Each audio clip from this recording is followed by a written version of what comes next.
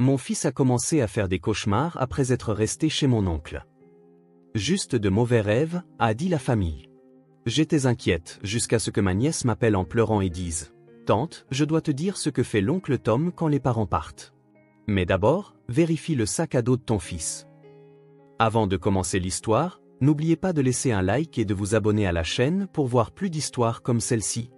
Quand ma nièce de 9 ans, Harmonie, m'a appelé en sanglotant à 23 h un mardi soir en chuchotant « Tati Vera, vérifie le sac à dos de Finlay tout de suite, mais ne laisse personne te voir », j'ai cru qu'elle faisait une de ses crises de comédie. Mais quand j'ai ouvert la fermeture éclair du sac à dos dinosaure de mon fils et que j'ai trouvé ce qui était caché dans la poche secrète, mes mains se sont mises à trembler si fort que j'ai laissé tomber mon téléphone. Laissez-moi revenir un peu en arrière, car vous devez comprendre qui nous sommes dans cette histoire. Je suis Vera, 32 ans, mère célibataire, et je travaille comme hygiéniste dentaire dans un cabinet en ville. Tout mon univers tourne autour de mon fils de 7 ans, Finlay, cet adorable garçon obsédé par les dinosaures et le football, qui croit encore que sa veilleuse T-Rex le protège des monstres. Mon Dieu, comme nous nous trompions tous les deux sur la véritable apparence des monstres. L'homme au centre de ce cauchemar est l'oncle Tom. 58 ans, instituteur à la retraite, le type qui gardait les enfants de notre famille depuis 20 ans. Tout le monde adorait Tom. C'était l'oncle qui se présentait à chaque fête d'anniversaire avec le plus gros cadeau, qui avait construit cette incroyable cabane dans son jardin, faisant de lui le membre de la famille le plus cool qu'un enfant puisse rêver d'avoir. Il avait ce rire chaleureux qui remplissait les pièces et ses yeux plissés qui vous mettaient en confiance. Toute la famille lui faisait entièrement confiance. Et puis il y a Harmonie, la fille de ma sœur Gwen. 9 ans, vive comme l'éclair, habituellement débordante de cette énergie théâtrale qui rendait sa mère folle, mais qui me la faisait adorer encore plus. C'était le genre d'enfant qui organisait des spectacles dans le salon et exigeait des ovations debout, qui m'appelait juste pour me raconter des histoires élaborées sur sa journée d'école. Alors, quand elle m'a appelé ce mardi soir-là, la voix tremblante et effrayée, parlant à voix basse comme si quelqu'un pouvait l'entendre, j'ai su que quelque chose de terrible se passait. « Tati Vera, s'il te plaît, il faut que tu m'écoutes », a-t-elle dit, et je l'entendais essayer d'étouffer ses pleurs. Je sais pour les cauchemars de Finlay. Je sais pourquoi il a peur. Oncle Tom nous a dit qu'on ne devait jamais le dire, mais je ne peux plus garder ce secret. Il se passe quelque chose de grave et les adultes ne le voient pas. Je me souviens être debout dans ma cuisine, le lave-vaisselle vrombissant en arrière-plan, sentant une angoisse glaciale m'envahir la poitrine. « Harmonie, ma chérie, de quoi parles-tu ? Vérifie d'abord le sac à dos, a-t-elle supplié. Vérifie la poche intérieure, celle avec la fermeture éclair derrière le porte-bouteille. Vérifie-la tout de suite pendant que Finlay dort. Puis rappelle-moi. S'il te plaît, Tati Vera, s'il te plaît, crois-moi. » La communication a été coupée. Je suis resté là pendant peut-être 10 secondes, le téléphone toujours collé à mon oreille, essayant de comprendre ce qui venait de se passer. Puis j'ai marché dans le couloir jusqu'à la chambre de Finlay, chaque pas semblant plus lourd que le précédent. Il était étalé sur ses draps dinosaures, un bras pendant du lit, respirant profondément et régulièrement. Son sac à dos était accroché à la chaise de son bureau où il le mettait toujours, ce truc vert vif avec un T-Rex rugissant sur le devant. Je l'ai pris, remarquant à quel point il m'était familier. J'avais rempli ce sac à dos des centaines de fois avec des goûters, des briques de jus et des vêtements de rechange pour ses séjours chez l'oncle Tom. La fermeture éclair principale a fait un bruit doux quand je l'ai ouverte. J'ai trouvé la poche cachée qu'Harmonie avait mentionnée, une que je n'avais jamais remarquée auparavant, malgré le fait de manipuler ce sac presque tous les jours. À l'intérieur de cette poche se trouvaient 3 choses qui ont tout changé. Une clé USB pas plus grosse que mon pouce. 3 billets de 20 $ pliés soigneusement ensemble. Et une note manuscrite, de l'écriture si distinctive de Tom, qui disait « Notre secret spécial, mon grand. Souviens-toi, les gentils garçons ne racontent rien. » C'est là que mes mains se sont mises à trembler. C'est là que j'ai dû m'asseoir sur le sol de la chambre de Finlay, le sac à dos serré contre ma poitrine, essayant de respirer à travers la vague de nausées qui m'a submergé. Parce que soudainement, tous les petits détails qui n'avaient pas tout à fait de sens au cours des 3 dernières semaines se sont assemblés pour former une seule et horrible image. Les cauchemars qui avaient commencé après son dernier week-end chez l'oncle Tom. La façon dont Finlay avait cessé de demander à rendre visite à son oncle préféré. Le pipi au lit qui était apparu de nulle part.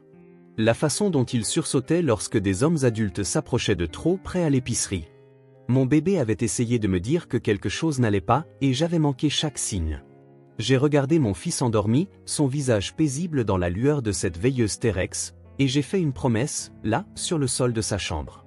Quoi que Tom ait fait, quel que soit le secret qu'il avait forcé mon enfant à garder, j'allais protéger Finlay désormais. J'allais croire ce qu'Harmony essayait de me dire, et j'allais m'assurer que Tom ne ferait plus jamais de mal à un autre enfant. Mais d'abord, je devais rappeler Harmony et entendre la vérité qui allait briser notre famille pour toujours. La vie de mère célibataire signifiait dépendre de la famille plus que je n'aimerais l'admettre. Après mon divorce il y a 2 ans, quand Derek a décidé qu'il préférait repartir à zéro avec sa prof de yoga de 24 ans plutôt que de rester pour les aspects difficiles de la parentalité, je me suis senti submergé. Travailler à temps plein au cabinet dentaire, gérer les sorties d'école, les entraînements de foot, les devoirs, le dîner, le bain, et essayer tant bien que mal de garder ma santé mentale semblait impossible. C'est là que l'oncle Tom est intervenu, tel un ange gardien. « Vera, tu es en train de t'épuiser », avait-il dit un dimanche chez mes parents, en me regardant jongler avec la crise de Finlay tout en essayant de manger mon dîner désormais froid. « Laisse-moi prendre le petit le week-end. Tu sais, j'ai de la place, et honnêtement, ça me manque d'avoir des enfants autour de moi depuis que je suis à la retraite. » Ma mère avait pratiquement rayonné à cette suggestion. « C'est parfait, Tom. Tu es un saint. Vera, tu ne pourrais pas demander une meilleure aide. » Et elle avait raison. Du moins, c'est ce que je pensais. Tom était le babysitter attitré de la famille depuis 20 ans. Quand j'avais 12 ans et que mes parents sont partis en croisière pour leur anniversaire, Tom est resté avec nous pendant une semaine entière. Il nous préparait des pancakes aux pépites de chocolat tous les matins, nous laissait veiller tard pour regarder des films et n'a jamais perdu patience une seule fois lorsque mon frère Jordan a traversé sa phase de rébellion. Il avait été instituteur en CE2 pendant 30 ans avant de prendre sa retraite, avait remporté 2 fois le titre de professeur de l'année et recevait encore des cartes de Noël d'anciens élèves qui étaient maintenant des adultes avec leurs propres enfants. Sa maison était le paradis de tout enfant. Le sous-sol avait été transformé en salle d'arcade avec d'authentiques jeux vintage, Pac-Man, Street Fighter, et même un vieux flippé qui s'allumait et produisait des effets sonores incroyables. Le jardin abritait la fameuse cabane dans les arbres, un chef-d'œuvre de 2 étages qu'il avait construit lui-même avec de vraies fenêtres, de la moquette et une échelle de corde qui donnait à chaque enfant l'impression d'être dans un film d'aventure. Il avait un golden retriever nommé Buster qui adorait les enfants, un garde-manger rempli de tous les encas imaginables et aucune règle stricte pour l'heure du coucher. « Maman, je peux aller chez oncle Tom ce week-end » était devenu le refrain constant de Finlay le vendredi. Il commençait à préparer son sac à dos dinosaure dès le jeudi soir, sélectionnant avec soin les figurines qui méritaient de faire le voyage. Ma sœur Gwen faisait entièrement confiance à Tom avec Harmony. Lors de nos rendez-vous café hebdomadaires dans cet endroit en ville qui préparait ses lators de prix mais absolument nécessaires, elle en parlait toujours. « On a tellement de chance d'avoir Tom », disait-elle en ajoutant du sucre dans sa tasse. « Tu te souviens comment il nous gardait quand on était petite ? Toujours la même âme douce. Harmony l'adore. Je ne sais pas ce que je ferais sans lui. » J'étais d'accord et je pensais chaque mot. Derek envoie sa pension alimentaire en retard la moitié du temps et les babysitter coûtent $20 de l'heure maintenant. Tom ne me laisse même pas lui donner de l'argent pour l'essence. L'arrangement était plus que parfait, il me sauvait la vie. Tom habitait à seulement 15 minutes, dans cette belle maison coloniale de 2 étages qu'il avait achetée après son divorce des années auparavant. Il refusait tout paiement avec sa phrase fétiche. On ne fait pas payer la famille, Vera. De plus, ses enfants me gardent jeune. Chaque dimanche, quand je venais chercher Finlay, Tom avait des notes détaillées écrites de son écriture d'instituteur sur de vraies fiches cartonnées. À manger tous ses légumes, y compris les choux de Bruxelles. C'est brosser les dents sans discuter. N'a joué aux jeux vidéo qu'une heure. A passé la majeure partie du samedi à organiser ma collection de roches par période géologique. Celui-ci sera un scientifique, crois-moi sur parole. La routine était devenue notre normalité. Le vendredi soir, je déposais Finlay vers 18h.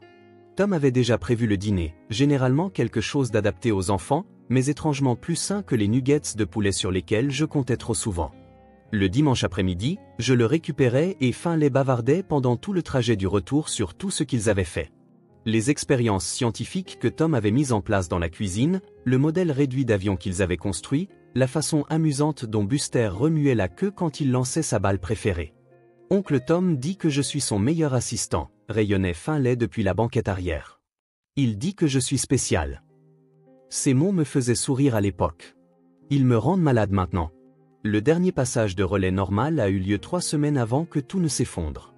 Tom avait appris à Finlay à faire des pizzas maison et mon fils débordait de fierté. Maman, j'ai mis la sauce tout seul. Oncle Tom a dit que j'étais un chef né. C'est génial, mon bébé, avais-je dit en lui ébouriffant les cheveux pendant que Tom emballait les restes de pizza pour que nous les ramenions à la maison. Celui-ci va faire de grandes choses, avait dit Tom, la main sur l'épaule de Finlay de cette manière protectrice et attentionnée qui inspirait confiance à tout le monde. Tu élèves un garçon merveilleux, Vera. Grâce à ton aide, avais-je répondu, sincèrement reconnaissante. Avec le recul, je vois tout différemment. La façon dont la maison de Tom était conçue pour attirer les enfants, les cadeaux excessifs, le traitement de faveur, les moments privés qu'il orchestrait. Mais à l'époque, tout ce que je voyais, c'était un oncle aimant qui prenait le relais quand la famille en avait le plus besoin. Tout ce que je ressentais, c'était le soulagement que Finlay soit en sécurité, heureux et bien soigné pendant que je reprenais mon souffle. Je n'aurais pas pu me tromper davantage. Il y a 3 semaines, tout a changé. Ça a commencé un dimanche après-midi, quand je suis allé chercher Finlay chez l'oncle Tom. D'habitude, il courait vers la voiture, son sac à dos rebondissant, me racontant déjà des histoires avant même d'avoir bouclé sa ceinture. Mais ce jour-là, il marchait lentement, la tête baissée, traînant son sac à dos derrière lui sur le béton. « Salut, roi des dinosaures », ai-je lancé, prêt à rentrer. Il est monté dans la voiture sans un mot. Tom se tenait sur son Porsche, saluant avec le même sourire amical. Mais quelque chose semblait différent. Finlay n'a pas salué en retour. Il n'a même pas regardé. Cette nuit-là, je me suis réveillé en sursaut à cause de hurlements. Pas des pleurs, pas des gémissements, mais des hurlements de pure terreur qui m'ont fait courir dans le couloir si vite que j'ai heurté l'encadrement de sa porte avec mon épaule. Finlay était assis dans son lit, les yeux grands ouverts mais le regard vide, pointant du doigt un coin de sa chambre. L'homme de l'ombre. L'homme de l'ombre regarde. Il va savoir que j'ai parlé. Je l'ai pris dans mes bras, son petit corps tremblant violemment contre le mien. Son pyjama était trempé de sueur. Mon bébé, quel homme de l'ombre? Il n'y a personne ici. Regarde, c'est juste ta chambre. Je ne peux pas te le dire, a-t-il sangloté contre ma poitrine. Il a dit que je ne pouvais pas le dire. Il a dit qu'il arrive des choses horribles aux garçons qui parlent. Qui a dit ça, Finlay? Qui t'a dit ça? Mais il n'a fait que pleurer plus fort, s'agrippant à ma chemise de nuit à 2 points comme si j'allais disparaître s'il me lâchait. Je l'ai tenu jusqu'à ce qu'il se rendorme 2 heures plus tard, mon esprit passant en revue toutes les possibilités. Un film qu'il avait vu? Quelque chose à l'école? Une histoire qu'un autre enfant lui avait racontée? Les cauchemars ont continué, chaque nuit. Lundi, mardi, mercredi, chacun pire que le précédent. Des cernes sombres se sont formées sous ses yeux comme des ecchymoses. Il a commencé à avoir des accidents à l'école, ce qui n'était pas arrivé depuis ses 4 ans. Son enseignante, Madame Patterson, m'a appelé, inquiète. Finlay s'est endormi pendant l'heure de lecture, et il est inhabituellement renfermé. Quand je lui ai demandé s'il voulait partager ses nouvelles du week-end pendant le cercle, il s'est mis à pleurer. Ça ne lui ressemble pas du tout. J'ai pris rendez-vous chez le pédiatre, pensant qu'il était peut-être en train de tomber malade. Le docteur Martinez n'a rien trouvé d'anormal physiquement, mais a suggéré que l'anxiété pourrait en être la cause. Est-ce que quelque chose a changé dans sa routine récemment? De nouveaux facteurs de stress? Non, ai-je dit, puis j'ai marqué une pause. Enfin, il fait des cauchemars depuis le week-end dernier. Est-ce qu'il s'est passé quelque chose le week-end dernier? Il était chez mon oncle, comme tous les week-ends depuis 1 an. Elle a pris une note dans son dossier. Parfois, les enfants traitent les choses différemment. Gardez un œil dessus. J'en ai parlé à ma mère lors du dîner du dimanche chez mes parents. Toute la famille était là, maman, papa, Gwen avec Harmonie et son mari Brett, mon frère Jordan avec sa femme Camilla. Tom découpait le rôti, riant de quelque chose que papa avait dit sur le match de football. Finlay fait de terribles cauchemars, ai-je dit en passant la purée de pommes de terre à Jordan. Toutes les nuits cette semaine. Maman a agité la main d'un air dédaigneux. Les enfants ont des phases. Tu avais des terreurs nocturnes à cet âge aussi. Tu nous as fait peur à mourir, mais ça t'est passé. Mon père a hoché la tête, coupant sa viande avec précision. Tom a mentionné que Finlay avait vu une bande-annonce de film d'horreur par accident le week-end dernier. L'imagination des enfants s'emballe avec ce genre de choses. J'ai regardé Tom, qui aidait maintenant Harmonie avec son assiette. Tu n'as pas mentionné de film d'horreur quand je suis venu le chercher. L'expression de Tom était désolée. Ce n'était rien de bien grave. Une publicité est apparue sur YouTube entre deux vidéos. Un truc de film d'horreur. J'ai cliqué pour la passer immédiatement, mais tu sais à quel point Finlay est sensible. Je ne pensais pas que ça l'affecterait autant. Cette explication aurait dû me satisfaire. Elle était parfaitement logique. Mais mes tripes se sont nouées en regardant Finlay, habituellement l'ombre de Tom à ses dîners, collé contre moi. Il n'avait pas touché à sa purée préférée. Quand Tom a tendu la main à travers la table pour lui ébouriffer les cheveux, Finlay a carrément sursauté. « Mon grand », a dit Tom en s'agenouillant à côté de la chaise de Finlay après le dîner. « Tu veux voir le nouveau poisson que j'ai acheté pour l'aquarium ? C'est un chirurgien bleu, comme Dory dans le film. »« Non, merci », a chuchoté Finlay, me serrant la main si fort que ses petits ongles se sont enfoncés dans ma paume. Le visage de Tom affichait une confusion blessée. « Tout va bien, petit bonhomme ? J'ai fait quelque chose de mal ? Il est juste fatigué, ai-je dit rapidement, mais j'étudiais maintenant le visage de Tom, cherchant quelque chose que je ne pouvais pas nommer. C'est là que j'ai remarqué Harmony qui observait de l'autre côté de la pièce. Elle se tenait près de la fenêtre, tenant sa poupée American Girl, mais ses yeux étaient fixés sur Tom et Finlay. Lorsque nos regards se sont croisés, elle a rapidement détourné les yeux, mais pas avant que j'ai saisi quelque chose dans son expression. Un mélange de peur, d'avertissement et de savoir. Plus tard, en faisant la vaisselle avec Gwen, j'ai essayé de paraître désinvolte. « Est-ce qu'Harmony te semble différente ces derniers temps ?» Gwen a arrêté de frotter le plat à gratin. « En fait, oui. Elle est très collante. Elle ne veut plus aller chez Tom. Elle a piqué une crise monumentale vendredi dernier quand j'ai essayé de la déposer. Pareil pour Finlay, ai-je dit en lui tendant une autre assiette. Les cauchemars ont commencé juste après sa dernière visite. Tom a dit qu'il s'était disputé à propos du temps d'écran la semaine dernière, a poursuivi Gwen. Harmony voulait jouer à un jeu sur son ordinateur et il a dit non. Peut-être qu'ils sont tous les deux juste en colère à cause des limites. Peut-être, ai-je convenu, mais le mot sonnait faux dans ma bouche. Cette nuit-là, après avoir finalement réussi à endormir Finlay avec sa veilleuse dinosaure allumée et sa porte entrouverte à mi-chemin, je me suis assise à ma table de cuisine avec mon ordinateur portable, fixant une barre de recherche vide. Que cherchais-je au juste ? Signe que quelque chose ne va pas avec votre enfant ? Pourquoi mon fils ne veut plus rendre visite à son oncle ? Chaque recherche me semblait être une trahison envers Tom, qui n'avait fait qu'aider notre famille. Mais je n'arrivais pas à me défaire de l'image du visage d'Harmony au dîner, de la façon dont elle m'avait regardé comme si elle se noyait et que j'étais sur le rivage, sans voir son appel à l'aide. L'appel est arrivé mardi soir à 23h07. Je me souviens de l'heure exacte parce que je venais de vérifier mon téléphone, me demandant s'il était trop tard pour envoyer un texto à ma collègue pour échanger nos gardes. Je pliais le petit uniforme de foot de Finlay quand le téléphone a sonné, affichant le visage d'Harmony sur la photo de contact de l'iPad que Gwen avait configuré. « Harmony » ai-je répondu, immédiatement inquiète. « Ma chérie, pourquoi appelles-tu si tard ? Tout va bien ?» J'ai d'abord entendu une respiration, puis des reniflements, puis sa voix est parvenue dans un murmure brisé. « Tati Vera, je dois te dire quelque chose à propos de l'oncle Tom, mais tu dois me promettre de ne pas te fâcher contre moi. » Mon corps s'est glacé. J'ai posé le maillot de foot et me suis assise sur le bord de mon lit. « Je promets que je ne serai pas fâché. Tu peux tout me dire, ma chérie. » Il nous a montré des choses horribles, sur son ordinateur spécial au sous-sol. Sa voix s'est brisée et je l'entendais essayer d'étouffer ses pleurs. Celui dont il disait qu'il était réservé aux adultes, mais ensuite il a changé d'avis et a dit qu'on était assez spéciaux pour voir. J'ai serré le téléphone plus fort, forçant ma voix à rester calme. Quel genre de choses, Harmony ? Je ne peux pas dire les mots. Maman dit que ce sont des gros mots, mais c'était des photos et des vidéos d'enfants qui faisaient des choses sans vêtements. Il a dit que c'était normal, que tous les enfants font ça avec leurs oncles. Mais qu'on ne pouvait pas le dire à nos parents parce qu'ils ne comprendraient pas les jeux spéciaux. La pièce s'est mise à tourner. J'ai appuyé ma main libre à plat contre le matelas pour me stabiliser.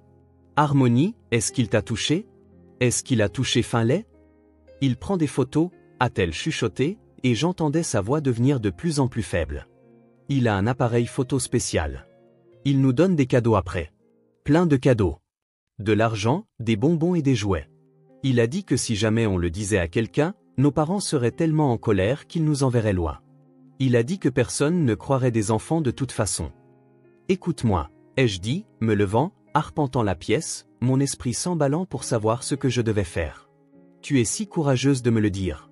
Je te crois complètement. Où sont ces cadeaux? C'est pour ça que j'appelle maintenant. Maman et papa dorment et j'ai enfin trouvé le courage. Il nous fait les cacher pour que nos parents ne posent pas de questions. Vérifie le sac à dos de Finlay, Tati verra. Dans la poche intérieure avec la fermeture éclair, celle derrière l'endroit où va la bouteille d'eau. Mais s'il découvre que je t'ai parlé? Il a dit qu'il le saurait. Il a dit qu'il sait toujours quand les enfants parlent. Il ne le découvrira pas, ai-je promis, marchant déjà vers la chambre de Finlay. Harmonie, la porte de ta chambre est-elle verrouillée? Oui. Bien. Es-tu en sécurité en ce moment? Oui, mais Tati verra, il y a d'autres enfants. Aux réunions de famille, au barbecue de quartier. C'est toujours lui qui surveille les enfants. Il les emmène toujours voir quelque chose de cool dans sa maison. Ma main était sur la poignée de la porte de Finlay. Je vais arranger ça. D'accord? Tu as fait ce qu'il fallait. Tu protèges Finlay, toi-même et tous ses autres enfants. Peux-tu être courageuse encore un petit peu? J'ai peur, a-t-elle admis, et elle semblait si jeune, si petite. Je sais, ma chérie, mais je vais m'en occuper. Ta mère va être si fière de ton courage. Tout le monde saura que tu es une héroïne. Oncle Tom a dit que les héros ne racontent pas de secrets. Oncle Tom a menti. Les héros protègent les autres enfants, exactement comme tu le fais en ce moment. Après qu'elle a raccroché, je suis resté dans l'embrasure de la porte de Finlay, le regardant dormir. Sa veilleuse dinosaure projetait des ombres vertes sur le mur. Sa respiration était paisible, un bras enroulé autour de son tricératops en peluche. Il semblait si petit, si innocent, si confiant dans le fait que les adultes de sa vie le garderaient en sécurité. Je me suis déplacé silencieusement vers la chaise de son bureau où son sac à dos était accroché. Le T-Rex vert semblait me regarder pendant que j'ouvrais le compartiment principal. Mes doigts ont trouvé la poche intérieure qu'Harmonie avait décrite, une que je n'avais jamais remarquée, malgré avoir rempli ce sac d'innombrables fois. La fermeture éclair était rigide, comme si elle n'avait pas beaucoup servi. À l'intérieur, mes doigts ont d'abord touché du plastique.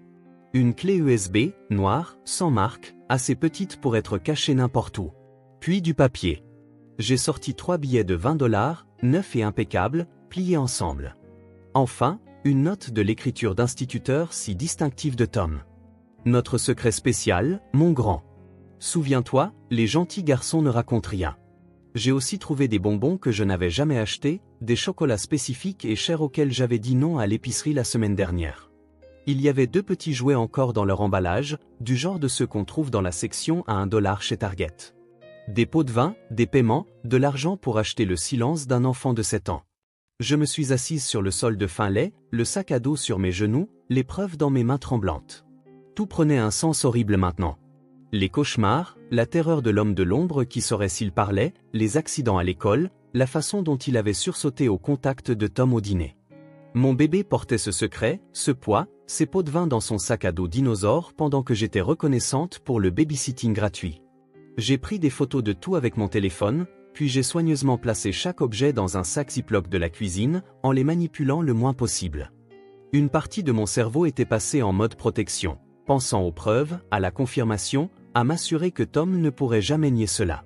Puis je me suis assise à ma table de cuisine et j'ai fait une liste. Appeler la police. Appeler un avocat. Appeler le centre de protection de l'enfance. Tout documenter. Mettre Finlay en lieu sûr pour qu'il puisse raconter sa vérité. Protéger Harmonie. Avertir Gwen. Déterminer quels autres enfants avaient été seuls avec Tom. Mais d'abord, je devais réveiller Gwen. Sa fille venait de sauver mon fils et potentiellement des dizaines d'enfants. À 23h47, je lui ai envoyé un texto, urgence. Pas une question de vie ou de mort, mais sérieux. J'ai besoin que tu vérifies si Harmonie est réveillée et si elle va bien. Ensuite, il faut qu'on parle, ce soir. Mon téléphone a sonné dans les 30 secondes. Vera, qu'est-ce qui se passe? Harmonie m'a appelé, ai-je dit. Elle m'a parlé de Tom. Gwen, il fait du mal à nos enfants. Le silence à l'autre bout du fil a duré si longtemps que j'ai cru que la communication avait été coupée. Puis je l'ai entendu courir. J'ai entendu une porte s'ouvrir. J'ai entendu sa voix, douce. Harmonie, ma chérie, ça va? Oh, ma puce, viens là. Et puis j'ai entendu les sanglots brisés de ma nièce, enfin libérée dans les bras de sa mère. Le secret enfin révélé. Le poids enfin levé. J'appelle la police, ai-je dit à Gwen. J'arrive, a-t-elle répondu. On arrive toutes les deux, tout de suite. Je n'ai pas dormi cette nuit-là. Gwen est arrivée chez moi à minuit 30 avec Harmonie enveloppée dans sa couverture violette, toutes les deux en pyjama et en basket. Nous nous sommes assis à ma table de cuisine pendant que les enfants dormaient, la clé USB dans son sac de preuve entre nous comme une grenade dégoupillée. À 3 heures du matin, après avoir pleuré, planifié et nous être soutenus, j'ai appelé la police.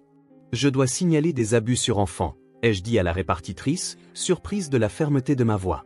Mon oncle a montré du matériel pornographique à mon fils de 7 ans et à ma nièce de 9 ans, et nous avons des preuves. À 6 heures du matin, 2 inspecteurs étaient à ma porte. L'inspectrice Walsh, une femme aux yeux gris bienveillants et aux cheveux argentés tirés en chignon, a manipulé la clé USB avec des mains gantées. Son partenaire, l'inspecteur Rodriguez, prenait des notes pendant que j'expliquais tout ce qu'Harmonie m'avait dit. Nous devrons interroger les 2 enfants, a dit l'inspectrice Walsh doucement. Nous avons des spécialistes au Centre de protection de l'enfance qui sont formés pour cela. Ils savent comment aider les enfants à se sentir en sécurité tout en racontant leur vérité. Quand ? A demandé Gwen, son bras autour d'Harmonie, qui n'avait pas quitté sa mère. Aujourd'hui, si possible. Plus tôt nous aurons leur déposition, plus le dossier sera solide. Est-ce que Tom a eu des contacts avec vous depuis la nuit dernière? Non, ai-je dit. Il ne sait pas que nous savons. L'inspecteur Rodriguez a levé les yeux de son carnet. Y a-t-il d'autres enfants qui passent du temps seuls avec lui? Gwen et moi avons échangé un regard. Il garde la moitié du quartier, a dit Gwen. Il est le babysitter de la famille depuis 20 ans. Il y a des dizaines d'enfants. L'expression de l'inspecteur s'est assombrie. Il nous faudra une liste. Les 48 heures suivantes se sont confondues en un cauchemar de révélation. Au Centre de protection de l'enfance, un endroit conçu pour ressembler à une maison confortable plutôt qu'à un bureau clinique, Finlay a enfin raconté sa vérité à une spécialiste nommée Madame Jennifer. J'ai regardé à travers un miroir sans teint mon courageux petit garçon expliquer, avec son vocabulaire de 7 ans, ce que l'oncle Tom avait fait. Il a dit que c'était de l'éducation, a dit Finlay à Madame Jennifer en jouant avec des dinosaures en plastique pendant qu'il parlait. Il a dit que tous les enfants devaient apprendre des choses sur les corps, mais que les parents sont trop timides pour l'enseigner correctement. Il nous a montré des vidéos sur son ordinateur au sous-sol, des enfants qui faisaient des choses. Il nous a pris en photo aussi, mais habillés. Il a dit que c'était juste pour son album spécial. Est-ce qu'il t'a déjà touché? A demandé Madame Jennifer avec précaution. Non, a dit Finlay, et j'ai ressenti un mélange de soulagement et de rage. Mais il a dit que peut-être quand je serais plus grand, si j'étais vraiment doué pour garder les secrets. Il a dit qu'Harmonie devenait assez grande pour en apprendre plus. J'ai dû quitter la pièce pour vomir. La clé USB contenait ce que l'inspectrice Walsh a appelé du « matériel de manipulation psychologique ». Rien d'assez explicite pour des poursuites fédérales immédiates, mais assez préoccupant pour justifier une enquête complète et un mandat de perquisition. Tom avait été prudent, calculateur, marchant sur la ligne sans la franchir de manière à garantir une peine de prison. Les photos montraient des enfants entièrement vêtus dans des poses qui n'étaient pas explicitement sexuelles, mais qui étaient clairement destinées à faire partie d'une progression. Il fait ça depuis des années, nous a dit l'inspectrice Walsh après l'examen forensique initial. Ce genre de documentation soignée, ce niveau d'organisation, ce n'est pas un comportement nouveau. Mon téléphone a sonné cet après-midi-là. C'était ma mère. Vera, qu'as-tu fait? Sa voix était glaciale, assez tranchante pour couper. Tom vient de nous appeler en larmes. Il dit que tu l'as accusé de quelque chose d'horrible. Il dit que la police a pris ses ordinateurs. Maman, il a montré de la pornographie à Finlay et Harmonie. Nous avons des preuves. Les enfants comprennent mal les choses. Ils exagèrent. Tom a expliqué pour cette bande-annonce de film. Comment les enfants ont dû monter ça en épingle dans leur tête. Maman, il y a une clé USB avec des photos. Il y a des preuves. Harmonie nous a tout dit. Cet enfant a toujours eu une imagination débordante, et tu le sais. Tu es en train de détruire notre famille pour des fantaisies d'enfants. Il a admis pour les photos, maman. Il a écrit une note disant à Finlay de garder des secrets. Il fait partie de cette famille depuis 40 ans. Il a aidé à t'élever. Comment oses-tu te retourner contre lui comme ça? Elle a raccroché. En quelques heures, la famille s'est divisée en 2 camps. Mon père a appelé, sa voix basse. Je le crois, Vera. Mais ta mère ne veut rien entendre. Elle dit que tu as toujours été jalouse de l'aide que Tom apportait à tout le monde. Jalouse? Je n'en croyais pas mes oreilles. Je sais que c'est ridicule, mais elle est en état de choc. Tom appelle tout le monde en pleurant, jouant la victime. Il a engagé un avocat. Il dit que tu es une mère célibataire vindicative qui empoisonne l'esprit de son enfant parce que Tom t'a dit que Finlay avait besoin de plus de discipline. 2 tantes m'ont traité de semeuse de troubles. Un oncle a dit que je cherchais l'attention. Ma cousine Rita a été la seule à dire « J'arrive tout de suite ». Mon fils n'est plus le même depuis que Tom l'a gardé le mois dernier. Mais ensuite, la digue a cédé. Après que les nouvelles locales ont diffusé une histoire prudente sur un éducateur de longue date faisant l'objet d'une enquête, d'autres parents se sont manifestés. Les Johnson, 3 rues plus loin, dont la fille de 8 ans avait soudainement peur des sous-sols. Les Wayne, de l'ancien district scolaire de Tom, dont les jumeaux avaient des cauchemars à propos d'un homme avec une caméra. Le fils de ma cousine Rita a finalement admis que Tom lui avait aussi montré des vidéos éducatives. L'inspectrice Walsh appelait avec des mises à jour tous les jours. Nous avons exécuté le mandat de perquisition. Vera, nous avons trouvé plus que ce à quoi nous nous attendions. Des caméras cachées dans la salle de bain, des disques durs externes avec des milliers d'images, légales mais préoccupantes. Des historiques de discussions avec d'autres prédateurs discutant de techniques. Cela remonte à des décennies. Tom a été arrêté un jeudi matin, 6 semaines après l'appel courageux d'Harmony. Les charges étaient initialement limitées, mise en danger du bien-être d'enfants, exposition de mineurs à du matériel explicite, possession d'images préoccupantes. Mais l'inspectrice Walsh nous a assuré que d'autres charges suivraient à mesure que d'autres victimes se manifesteraient. Il était en pleine escalade, nous a-t-elle dit en privé. La progression dans les matériaux que nous avons trouvés montre qu'il devenait plus audacieux. Le fait qu'Harmony ait Finlay ait parlé a probablement empêché quelque chose de bien pire.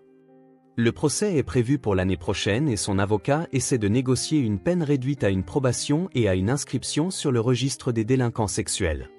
Le procureur dit que ce n'est pas une option. Pas avec 17 enfants maintenant identifiés comme victimes, sur une période de 2 décennies. La famille reste fracturée, certains le défendant encore, incapables de concilier l'oncle qu'ils aimaient avec le monstre qu'il était vraiment. Ma mère m'envoie des textos me traitant de destructrice de famille. Je ne réponds plus. Finlay suit une thérapie 2 fois par semaine avec une spécialiste qui travaille spécifiquement avec des enfants ayant subi un processus de manipulation. Les cauchemars ont pour la plupart cessé, remplacés par une maturité déchirante qu'aucun enfant de 7 ans ne devrait avoir. Il pose des questions qui me brisent le cœur. Maman, a-t-il dit la semaine dernière pendant que nous construisions des Legos ensemble, je voulais te le dire, mais oncle Tom a dit que tu serais fâché contre moi.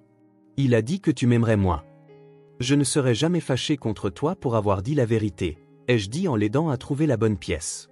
Et rien ne pourrait jamais me faire t'aimer moins. Bien. Il a dit que personne ne croirait un enfant plutôt qu'un adulte. Il a dit qu'il était un professeur et que tout le monde fait confiance au professeur. Eh bien, moi je t'ai cru, et la police t'a cru, et le juge te croira aussi. Est-ce que je devrais le revoir? Pas si tu ne le veux pas. Nous allons te protéger. Il a emboîté la pièce de Lego, complétant le dinosaure sur lequel nous travaillions. Maman, pourquoi oncle Tom a fait ces choses? J'avais répété cette réponse avec son thérapeute, mais elle me semblait toujours inadéquate. Certains adultes sont malades d'une manière qu'on ne peut pas voir. Ils font du mal aux enfants parce que quelque chose est cassé à l'intérieur d'eux. Mais ce n'est jamais, jamais la faute de l'enfant. Tu n'as rien fait de mal. Harmony non plus. Est-ce que je serai cassé, moi aussi?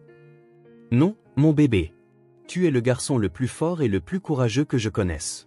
Tu as survécu à quelque chose de terrible et tu vas t'en sortir. Tu t'en sors déjà. Regarde-toi, en train de construire des dinosaures, de marquer des buts au foot et de me faire rire tous les jours. Harmony est courageuse aussi, a-t-il dit en me regardant avec ses immenses yeux bruns. Elle nous a sauvés. Oui, c'est vrai. C'est une héroïne, et toi aussi, pour avoir dit la vérité à Madame Jennifer. Harmony est devenue mon ombre lors des événements familiaux, ceux auxquels les défenseurs de Tom ne participent plus. Elle est aussi en thérapie, travaillant sur la culpabilité qu'elle ressent de ne pas avoir parlé plus tôt. Gwen et moi sommes devenus plus proches que jamais, unis dans notre protection féroce de nos enfants et notre culpabilité partagée pour ce que nous avons manqué. Nous étions aveugles, a dit Gwen la semaine dernière autour d'un café, notre nouvelle tradition du jeudi depuis que nous ne pouvons plus faire de dîner de famille. Tous ces signaux d'alarme que nous avons justifiés. Les cadeaux excessifs, ai-je ajouté, le traitement de faveur, la façon dont il se portait toujours volontaire pour garder les enfants. Le sous-sol qui était interdit sauf quand il y invitait des enfants. La façon dont il insistait pour aider à l'heure du bain, même quand les enfants étaient assez grands pour se laver seuls. Nous avons fait des listes comme celle-ci une douzaine de fois, nous torturant avec les signes que nous avons manqués. Mais le docteur Martinez, qui nous aide à traverser cette épreuve, nous rappelle que les prédateurs sont des experts en manipulation. Ils choisissent des carrières qui leur donnent accès. Ils cultivent la confiance sur des années, parfois des décennies.